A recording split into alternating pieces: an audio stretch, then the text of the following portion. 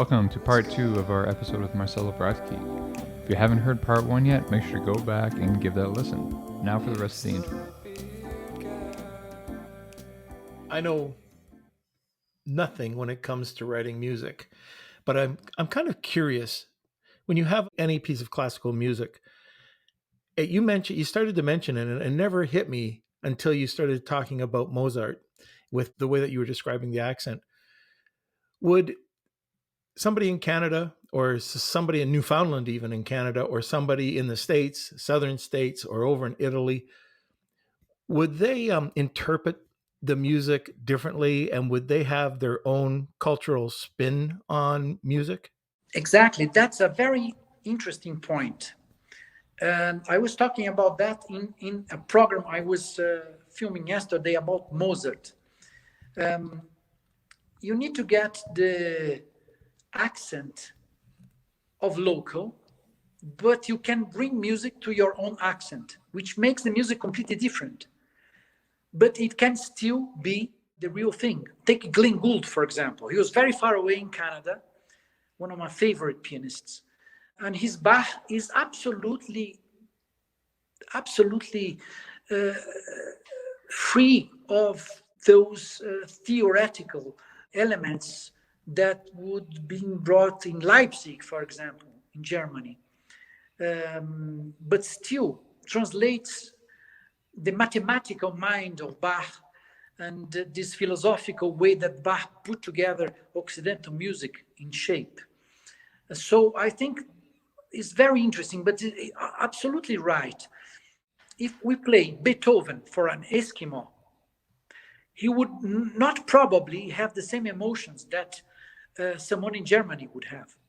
And if a German guy would hear to Eskimo music, he would feel completely different than an Eskimo listening to his own music.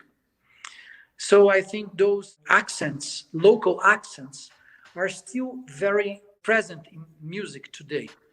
I think human beings, mankind, want to create a sort of universal language through music. And we, with communication now, things are getting closer and closer, but we are still very attached to the local community's way of thinking, way of proceeding in terms of life, philosophy, and music, of course. But one day, I think we are going to be more able to create something more, related to this whole thing, which is the world that we live in, getting closer and closer together, people in general. One thing we haven't touched on are some of your social initiatives. Could you tell us a little bit about Camarada Brasil? Yes, Camarada Brasil was born in that Carnegie Hall concert in which I brought those 5 kids from a shanty town. They used to play percussion very, very well. The youngest was 14 years old. The oldest was 19 years old. And when I came back to Brazil, I decided to try to form an orchestra that would be a social project to bring people into music that live in a sort of risky situation, socially speaking. But this orchestra would not be a traditional orchestra. This orchestra would translate the mentality of Villa-Lobos, the most important composer from Brazil, who didn't see a very clear line of division between classical and popular music. So this orchestra would have a mixed bunch of musicians, young adolescents coming from shanty towns in Vitória, which is a city in between Sao Paulo and Rio de Janeiro. So I went there. I used to select these young people in an association that used to have music for beginners. And the idea was to create, through a very deep plunge into the music of one Brazilian composer, for example, through a whole year or 2 years, and then being able to prepare a big concert about that composer. So we began to do that, I think it was 12 years ago. And Camarada Brasil now, I think we made over 350 concerts in Brazil and in 12 concerts. We even play at Carnegie Hall, for example. We play at Queen Elizabeth Hall, in Suntory Hall in Tokyo, in Germany, in Bosnia, Sarajevo, in France, and in Argentina, and most of Brazil. From important concert halls to small villages where music are never performed with that kind of approach. So through those years, I had many different groups of young musicians that comes into this orchestra. This orchestra put these musicians into the University of Victoria. This orchestra became a sort of practical project that is a parallel project to the university. So when we are not touring, they are in the university following their courses to be able to get a diploma in the end.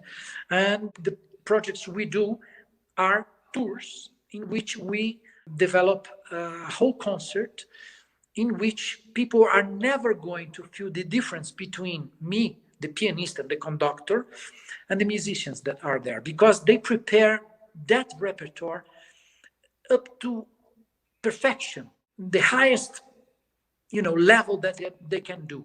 So I believe that after they go out of Camarada Brasil to integrate other orchestras, if they want to follow the music profession, I believe that because they have this experience of bringing a single concert of 1 hour to a very high level, they're going to repeat that experience all over again through the rest of their lives. And this has been proved to be true. These people that come from shanty towns, they learned music in the churches, in the streets of their communities, and they have a lot of gaps. They come into the orchestra when they are 16 years old. And of course, if you compare these children with a German boy or girl, or in Canada, for example, that has a good music education, they didn't have that. So they need to recover very fast the time that they already lost to be able to integrate the music market in their future, no? So the idea of Camarada Brasil is to bring those talented musicians to a professional level and to make them, become musicians if they want so. Do you have any plans to expand the program? Well, the program now is not only in Victoria, it's also in Sao Paulo. So I have another group in Sao Paulo now. Of course, with the pandemic, this year has been very difficult to follow this project up because of this, social incapability to stay with people. But I would love to do that in more cities in Brazil, not only fixed in Victoria or Sao Paulo, but to do that, in the north of Brazil, for example, in communities that don't have any base of education. I'm not only talking about musical education, but education as a whole.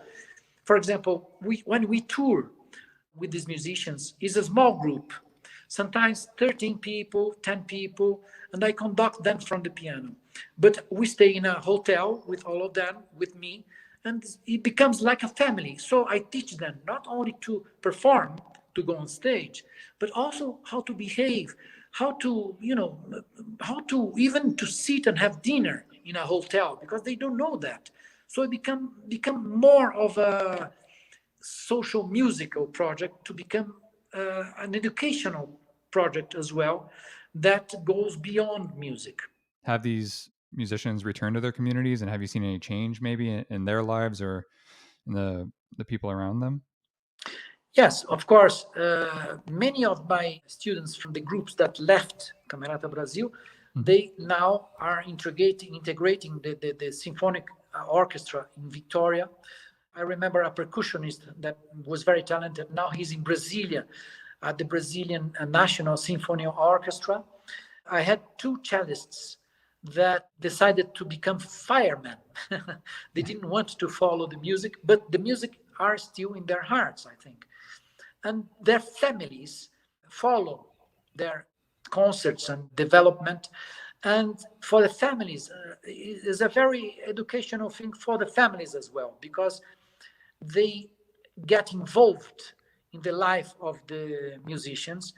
And we bump into many different aspects of life that you cannot imagine, things that happen into these projects. This is really crazy to see how different, very different social levels can help each other through music, and to make the group work as one unit in the end.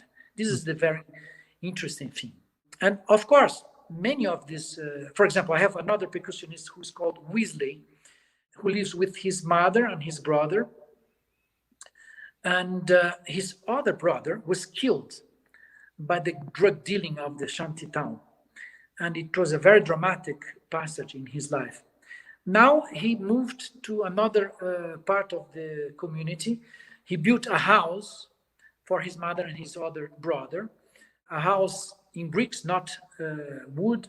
And he's living almost a life of a musician who can bring money to his family now, because apart from the fact that he makes these tours with Camarada Brasil, he's able to play music in marriages, sometimes with the orchestra, sometimes in parties. So he's doing a lot of gigs, and he's able to live his life through music.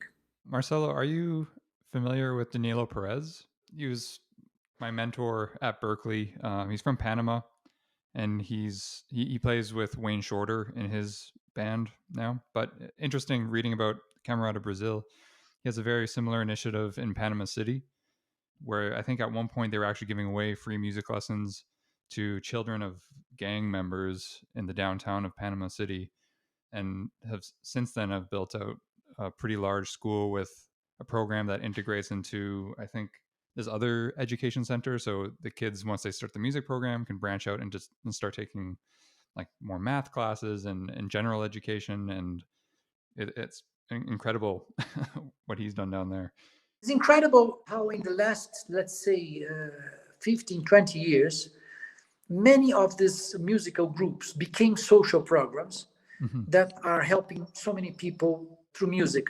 And it's amazing to see how fast people can develop in many ways through music. Is a faster way, one of the fastest way, I think, to build an individual into society. I think, here it still seems like most people maybe don't fully see that when they're thinking about enrolling their children into music lessons, where they see, they might be able to like play in a band or something, but they don't fully understand that once a child starts playing with people, that's also working on their connection with a group of people, and managing their time practicing is like a form of like organizing their lives. And then that, it just kind of all builds into this much larger, more rounded education, or at least from what I've seen in some of my students who've taken it seriously. I completely agree with you. And I think that, music is an existential exercise. For example, first thing, to make music, the first thing you need to do if you want to make music with someone else or into a group is to listen to the person who is playing at your side. If you don't listen to him or to her, music doesn't happen. No? Yeah. So this exercise of listening to each other is one of the most important things into society as well, into the life, the day-by-day life of people. No? Right. And it's so rare to so many cases you don't see people listening to each other. So in music you are obliged to do that. Otherwise, it's a confusion. Nothing's going to happen. And the same in society. If you don't listen to your similar, your society is not going to work. So this, for me, is the first basic example that music can bring to a society. I remember Danilo Perez used to say, there should be the law where politicians have to be able to improvise music together to be able to be in office. That's a very good idea, to make an orchestra opponent politicians. Yeah. I think it's going to, can you imagine a big tour with President Trump Yeah. and President Bolsonaro and Boris Johnson, for example, in the first row of the violins, or into the percussion, Yeah. It's going to be amazing. It's the blockbuster tour in the world. But, after a tour like that with politicians, they maybe can come back to their countries and do a better job. Yeah, exactly. Okay, so I do have another question about some of the projects that you're involved in. Cinemusica. Can we talk about that for a bit? Sure. This was an original idea that came from my wife, Marianita Lusati. She's a contemporary artist, a painter, a printer. She worked with cinema as well. The idea was to bring music and art into Brazilian prisons. So Villa-Lobos, the foremost composer of Brazil, was very attached by nature, very inspired by nature. And most of his music is touching and focusing elements of nature. So Marianita created a film about nature, an art film about nature, and we made a big tour into Brazilian prisons at the state of Sao Paulo, women and men prisons, bringing the music of Villa-Lobos in contact with nature. So it was a very big screen, and the piano, we took a big Yamaha concert piano to those concerts, so that the production of the concert was like to make a concert in a current important concert hall, with the top instruments you can imagine, with a wonderful projector, wonderful screen, wonderful piano. And we would go to these prisons and organize the space of the concert with the prisoners in the morning of the concert. So the concert would go in the evening. So we met a lot of prisoners who helped us to, put together this stage. And it was an amazing experience because we were able to bring music and art and nature into those prisons. And of course, we met many people that were there for 20 years, for example. We met murderers that are going to stay there for many more years. And it was amazing to see the impact of music and art through that project. And very touching. I never had in my entire life the sensation of music and art being so strong in terms of liberating people that are suffering, that don't have liberty in their lives. The impact and the importance of music in that level. That was shocking to me. And it, for example, the first concert I performed was in a women prison in the suburbs of Sao Paulo. I was playing a lullaby by Mozart that has a theme that every mother sings for their children. That goes. I was playing the piano there, and then all of a sudden, one woman began to sing together with me, and then three, and then the whole audience of 600 prisoners singing in a chorus that tune with me. This never happened at the Wigmore Hall. Wow. So of course I was very emotional about that, and many other things happened in that tour that made me think about those people that are there is a border of normality that is a very, very soft line that people can trespass and become people that are not able to live into society. For example, in the end of those recitals, I used to invite anyone that knew how to play the piano to play an encore.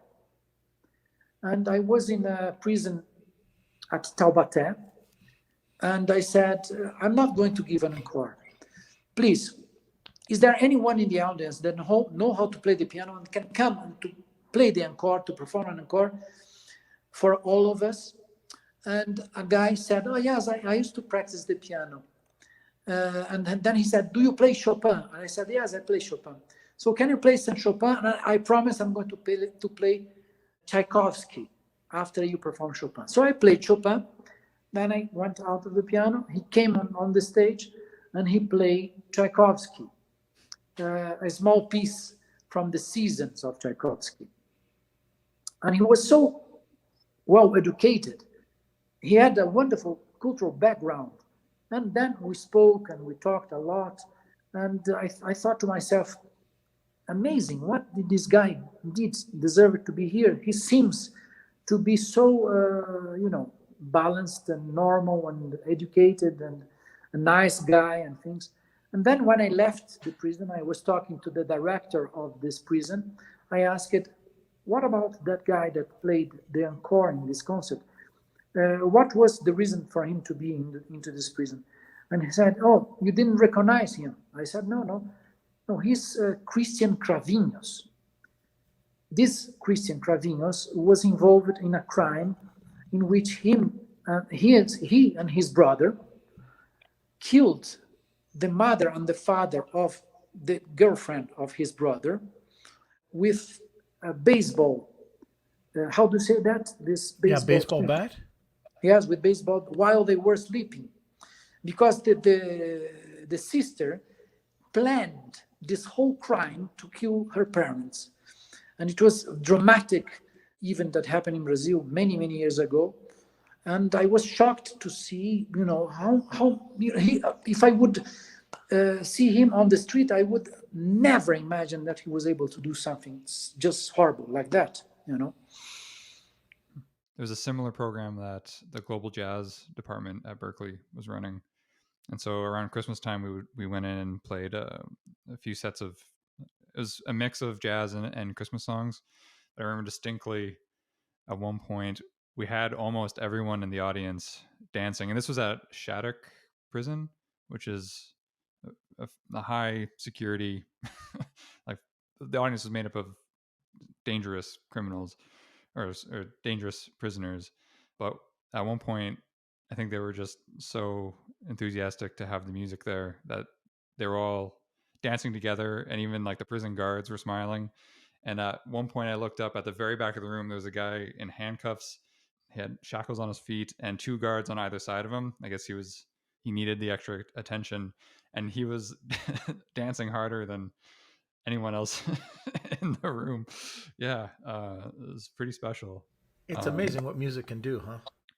Yeah. And I mean, actually, another situation like that, we ended up playing at a mental hospital as well. And again, playing more like pop music. But we had this experience where we started the concert with everyone sitting still, and there's some people who weren't able to sit still, so they just kind of like would walk in circles and stuff.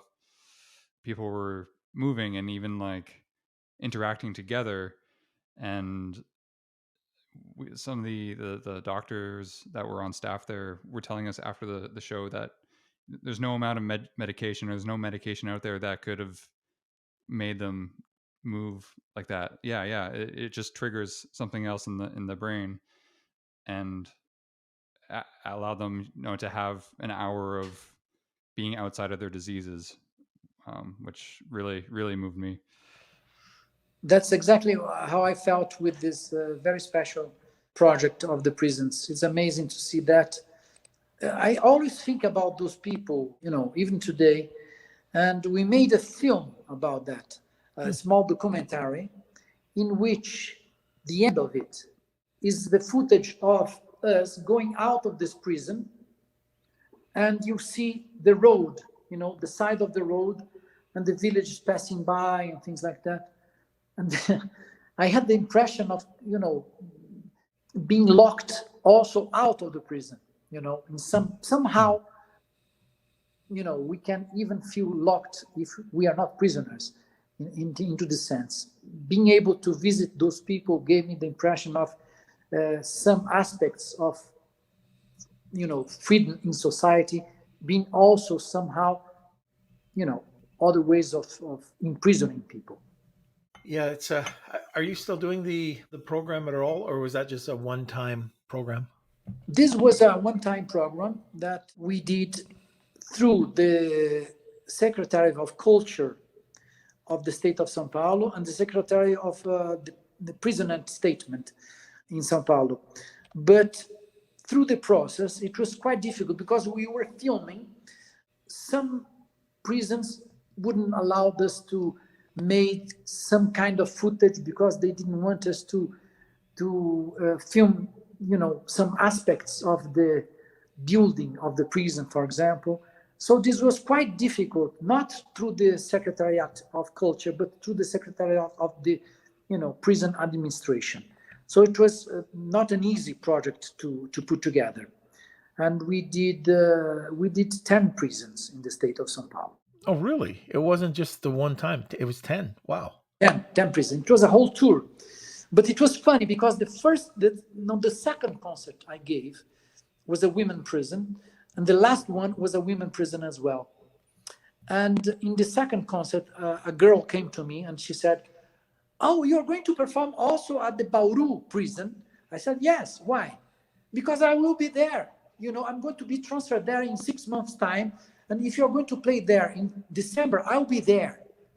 So she was our press attaché.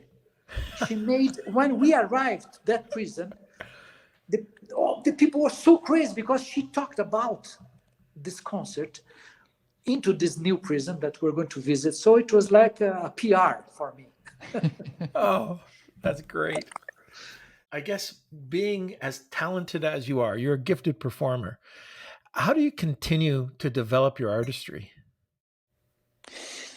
Well, it's always a challenge to do the next step for me. Every day, I come back to the same piece that I'm playing for over many years. For example, now I just finished yesterday a series of documentaries about music that will be broadcasted by Art1 TV in Brazil. And each of the episodes is devoted to one composer. So, for example, I did Bach, Mozart, Beethoven, Chopin. And I played pieces that I used to play since I was 20 years old. And to come back to those pieces is incredible because I wake up in the next morning saying, I got another idea for that Mozart sonata. I will change this, and that. It's like a no ending process of, music understanding and interpretation that somehow make each piece of music that are the same seem completely different to me, When I revisit that every day, it's not like in going through the same film all over again because the music changed. It changed in your mind. When I re-recorded some pieces that I recorded many years ago, the pieces, it's like a human being. It changes. It gets older. It goes into a maturity. And sometimes it goes for worse. Sometimes much better. So you never know what's going to happen next. Like Julian Joseph said to me some time ago, he said, we need to improvise because life is an improvisation. Interesting. One of the things that I love about music is if you're getting into a genre, and usually if I'm kind of liking a new genre, it'll be very broad. It'll be jazz, it'll be classical, opera, or reggae, anything. I'm very broad with my musical taste, but when you open up that door and then you start going deeper into it, and then you like with jazz, all these different genres, and then let's say you start listening to another form of music for a while, when you come back and revisit that genre, maybe it's ska music or something, it's like meeting an old friend again. It's really cool. I guess I'm lucky because I love all sorts of music. I listen to all sorts of music, and it might be 1 month I'll be listening to one type. I might not get back to another type for a year, but when I do, it's just like finding more and more friends. Yeah, music, it's like people, and when you abandon a genre of music, and then after a year you come back again, you come back with the the knowledge that you learned in another genre of music. So it's a whole social project between you and the pieces of music that follow you through your entire life. It's like, for example, I was thinking about those composers that I was talking about into this TV series. They became friends of mine, like my family. Mm-hmm. And I visit and revisit again those pieces, and everything changes when I come back to them. And it's a collection of experiences through music that make life much more interesting than to just cope with a dry kind of look at life. I've got an interesting question for you. We usually ask our guests when they come onto the podcast if they have a quote or if they have something they live by. Do you have a quote? Yes. My quote is, well, science says that the shortest way between two dots is a straight line. I don't agree with that. I have another theory. I think music is imagination, pure imagination. And I think imagination is the shortest way between us and our object of desire. That's my quote. I love it. Hayden, I bet you're just rolling back on your chair. Yeah, no, I definitely when you sent that over, I was like, all right, Wow. that's a good one. I'm curious, like how do you live that, Marcelo? Well, I think coming back to the radio stations when I was a kid, being able to listen to a voice in Moscow or in Tokyo talking through those shortwaves radio stations was like magic to me. Like if a straight line between me and Tokyo would cross the entire earth and goes directly there, so I was going to listen to what they are saying. So music is exactly that. Think about, for example, Stravinsky. He left Europe running from the Second World War, end up in Los Angeles. And, he was with economical difficulties, and he decided to write a tango. But he never been in Buenos Aires. But he wrote this amazing tango. It was very Stravinskyan tango, of course. And he was able to capture so many aspects of the tango, never being able to visit Buenos Aires before. For example, if you take Clair de Lune by Debussy, that very famous tune,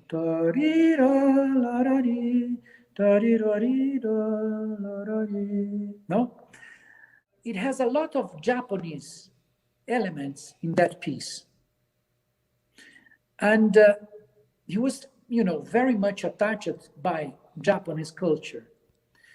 Also because in his studio, he had a sort of a painting, a Japanese thematic painting in his studio. He wrote also Pagode, which is a very Japanese piece by Debussy, but he never been in Japan in his life. But he was able to imagine that.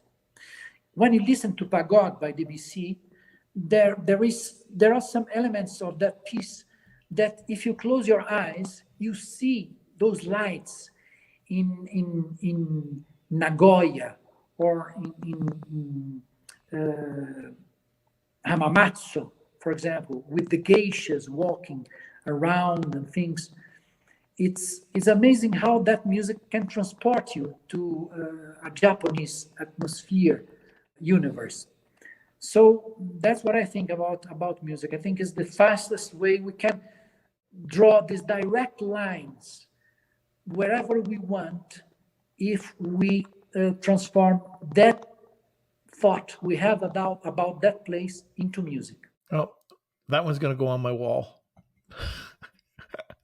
No, I really like. I didn't see the quote and wasn't anticipating anything like that. So, yeah, nice, refreshing, and like I said, you got to. It's a place on my wall for that one. Love it.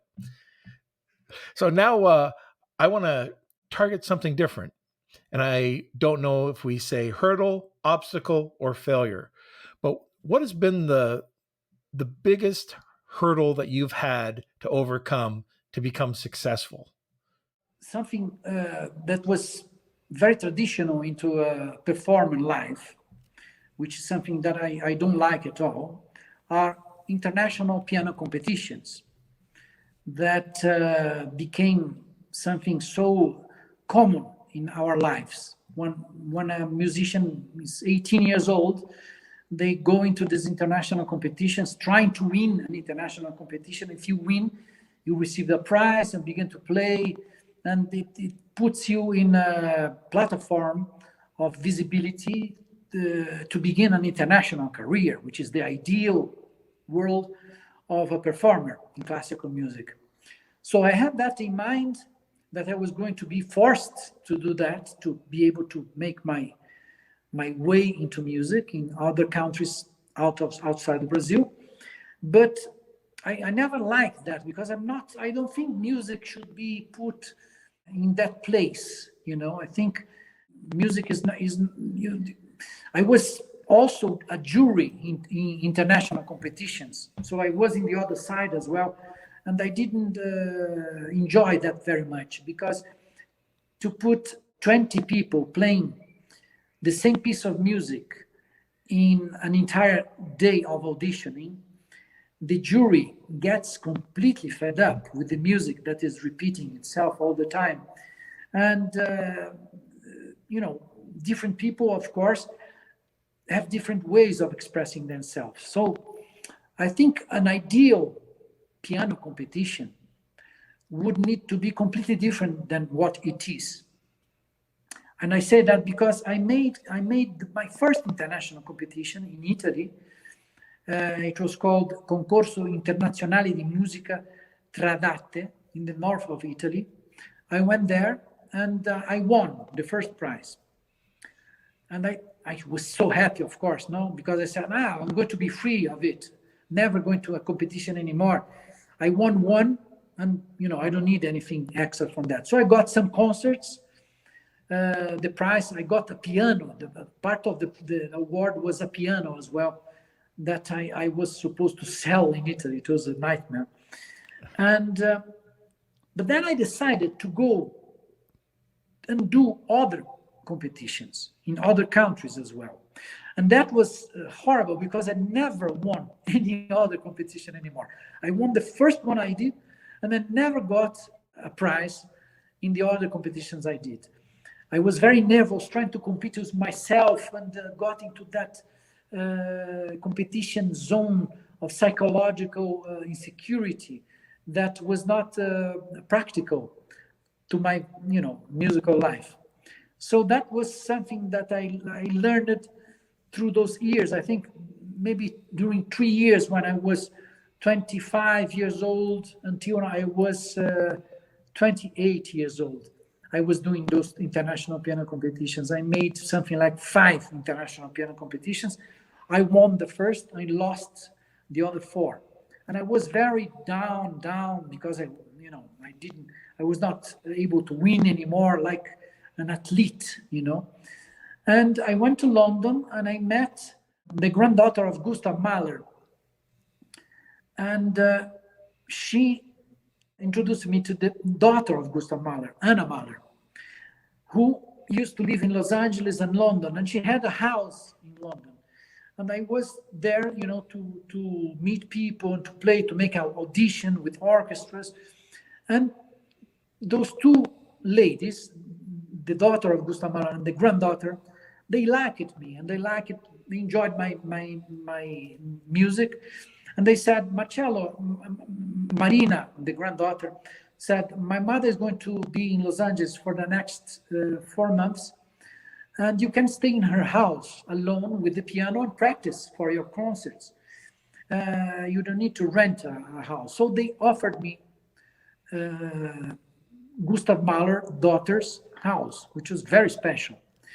And I was very honored to be able to practice in that piano for some time. And after that, after some months, Anna, the daughter of Mahler, died. And I was invited by Marina, Gustav Mahler's granddaughter, to play a concert in memory of her mother, Gustav Mahler's daughter, at the Salzburg Festival, at the opening of the Salzburg Festival, which was the opening concert at that very, very important, classical music festival, which was, a shock to me. There was no Brazilian pianist never played that in that festival, because it's a festival that, the Vienna Philharmonic Orchestra is the host orchestra of the festival. Karajan was the director of the Salzburg Festival that year. It was the year before the last, I think, before he died, that he was the director, the artistic director of the festival. So when I played that concert in memory of Anna Mahler, I played in front of the most important musicians of the world: Alfred Brendel, Claudio Abbado, Karajan, all the managers and, musical lovers and things. And that, when I prepared myself to that concert, I prepared myself with a completely different mentality than the mentality of making the preparation of those competitions. So what I learned through those failures of those competitions that I didn't win, of course, you're not obliged to win every competition you enter, but the preparation was something that I never did that anymore in my life. I learned through that failure how to prepare myself in a musical way, not following the paths of other musicians, not comparing myself with other people, and following my DNA in music, which is something that I believe is the best way of following a career devoted to music. I think if you want to make a career into music, if you go for the competition or for the fame, you are in trouble. You need to be really in love with music, and your day by day in music needs to be what drive your career to the future, not a strategic career, success and things like that. It needs to be the interest and the love of music that needs to drive you into that.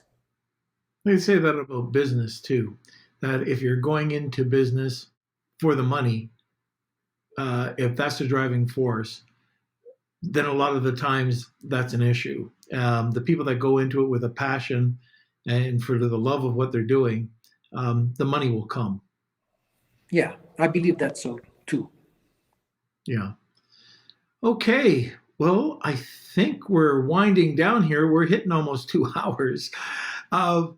Marcelo, at the end of every podcast, we always ask our guests if they know a guy. Well, I know many guys, but I have a very special suggestion to you. I know a guy called Julian Joseph, who is this wonderful jazz pianist that taught me how to play jazz. And this was a very important thing in my life. And he's a very, very nice guy. He has a BBC radio program every week, Jazz with Julian Joseph.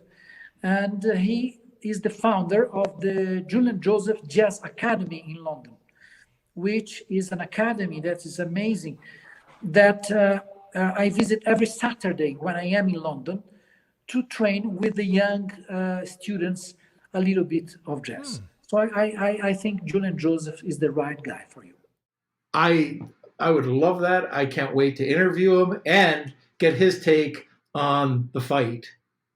It's going to be a wonderful, it's going to be, but take care. He can knock down. I was talking about your fight with him. I was going to get his story. It sounds fantastic. Talking to musicians, we talk, to a lot of interesting people, but I just love it when I get to talk to musicians because my passion believe it or not, Hayden's going to fall off his chair, but I love music. And it's just something I know. I've never been a musician, but I love music. So being able to talk to people and to hear what got them going into it, some of their struggles or their passions. Yeah, I love interviewing people like yourself, just accomplished musicians and how they got where they are. Yeah, but it was wonderful to talk with you both about that, because you make me feel completely at home. And, I think I exposed things that are very intimate to me, that would just be possible because I felt among friends talking with you. Thank you very, very much. Well, you are among friends, and I hope we can meet you one day. Thanks for listening, guys and gals. On our next episode, we have an interview with Guy Costantini. Guy is the Vice President of Global Interactive Marketing for Skydance Media. He's worked on some of the largest games that have been put out today and is heavily involved in gaming technology. During the interview, we touch on a ton of facts about the gaming industry that both my dad and I had never even conceived of before. So I'm certain you'll learn something new from that one. That's enough of me, and I'll see you next time.